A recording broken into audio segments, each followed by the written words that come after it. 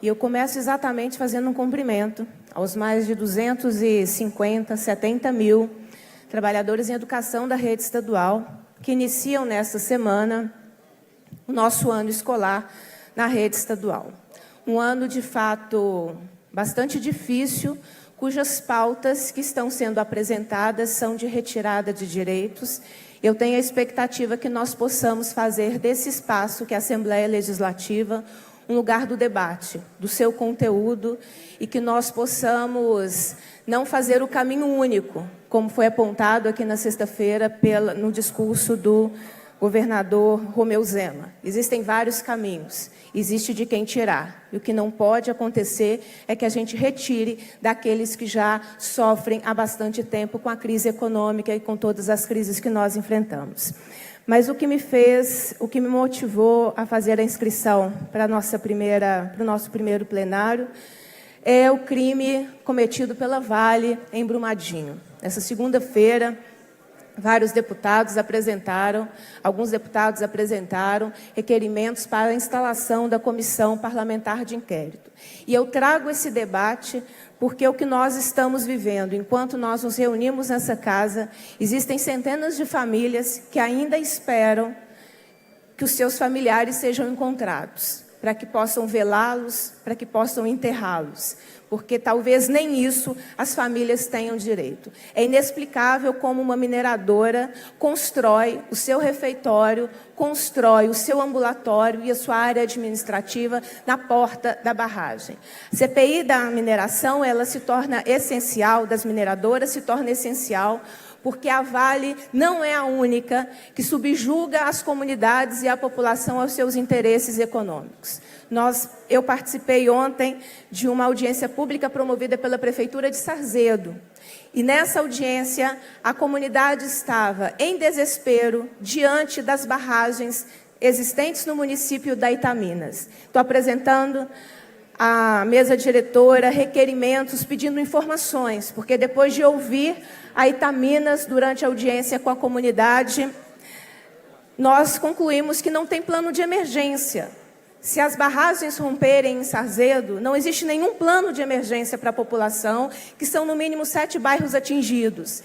Lá não tem plano de evacuação, de realocação das pessoas. Não tem plano de segurança para os trabalhadores que trabalham ali na barragem a serviço da mineradora. Foi feita uma inspeção, que nós queremos ter acesso. Qual é o resultado da inspeção feita recentemente nessas barragens e que problemas essas barragens estão apresentando? E, fundamentalmente, é necessário que as mineradoras compreendam que onde elas atuam existem pessoas e comunidades que precisam ser ouvidas. Então, eu estou apresentando à casa, à mesa, e vou apresentar diretamente à mineradora esses pedidos de informação. O plano da empresa para acabar com as barragens, porque foi dito que ela fará, então nós queremos saber o plano, em quanto tempo isso será feito.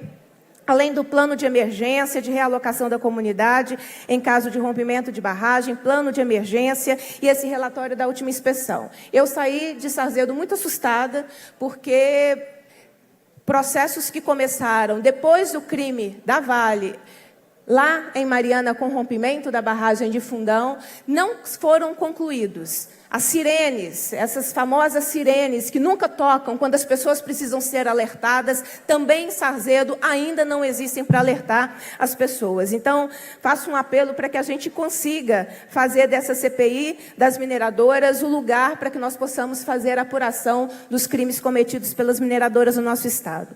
Aproveito também para fazer o registro de que, nesse momento, mais de 600 famílias em São Joaquim de Bicas, no acampamento Pátria Livre, estão sem água e sem assistência da Vale, porque neste local passa o rio Paraopeba. Então, é necessário que a água seja fornecida, porque a responsável é a Vale, com o crime cometido em Brumadinho e com toda a sua extensão.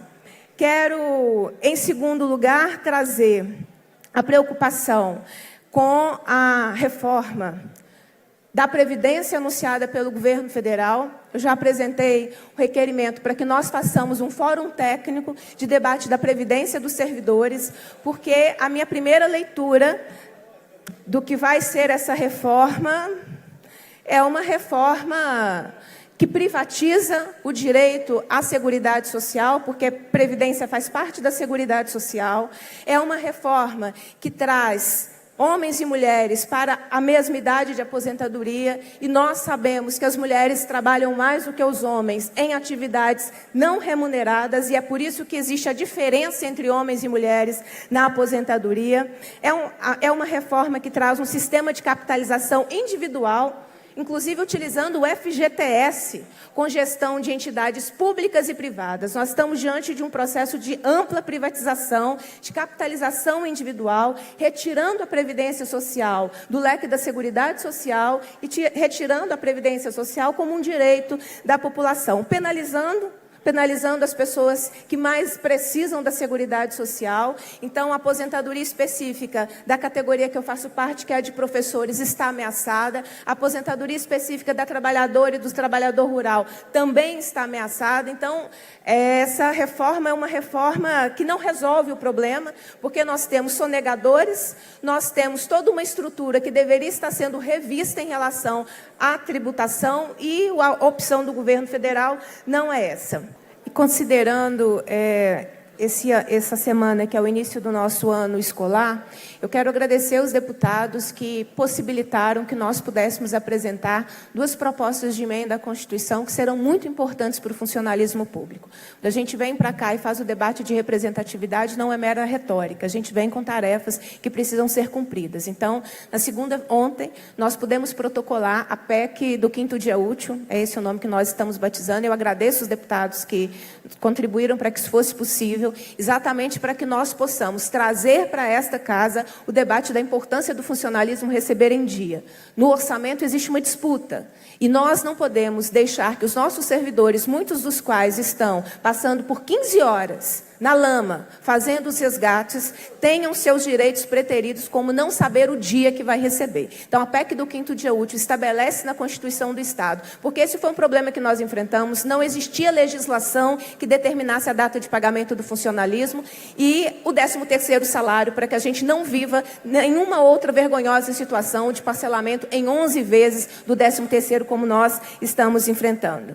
E é exatamente com esse pedido que eu termino, que nós possamos, na medida em que as comissões se constituírem, ter a celeridade de tratar uma questão fundamental, que é a vida dos servidores públicos. O salário deles em dia. É extremamente angustiante você começar o mês sem saber que dia você vai receber e qual é a parcela do salário que você vai receber. Essa indefinição, ela é terrível, e trazendo para essa casa o debate para que nós possamos fazer essa disputa que é fundamental e cuidar daqueles servidores que fazem a tarefa e desempenham o papel em nome do Estado. Porque para cometer o crime, aí foi a iniciativa privada, foi o rompimento de uma barragem cuidada pela iniciativa privada. Mas quem está lá cuidando da população são os servidores públicos, sejam eles estaduais, sejam eles municipais, sejam eles da União. Daí a importância dos servidores públicos na estrutura e na prestação de serviços à população. Eu termino fazendo um segundo pedido.